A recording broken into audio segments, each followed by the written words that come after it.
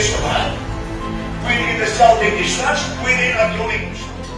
We are delighted that we have come to the conclusion of our Bible Prophecies Without Borders, a seminar on the biblical exposition of prophecies from the Holy Scriptures that will never be prevented from being fulfilled.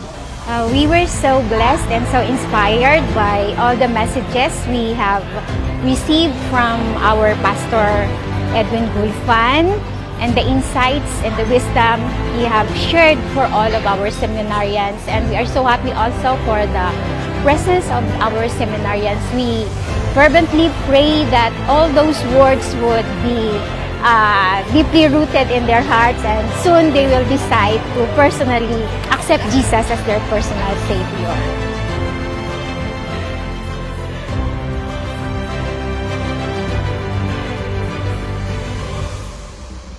As one of the organizers of this Bible Prophecies Without Borders series, I feel so blessed seeing many people being changed and being enlightened by the words of God.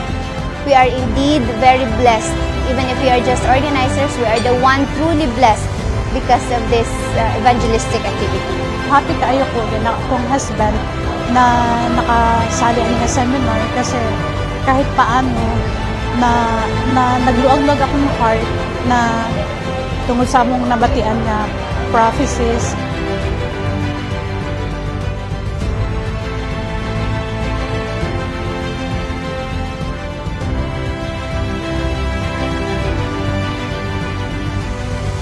I was one of the people that couldn't take interest in Bible seminars or like going to church. But when my Lola told me about this seminar or Bible seminar from Pastor Edwin, and from this last day, it's Saturday, and I had a resolution I made and I want to be baptized.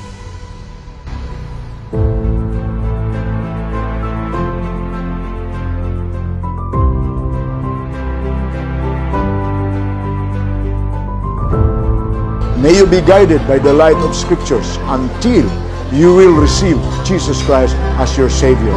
That's my prayer for every one of you.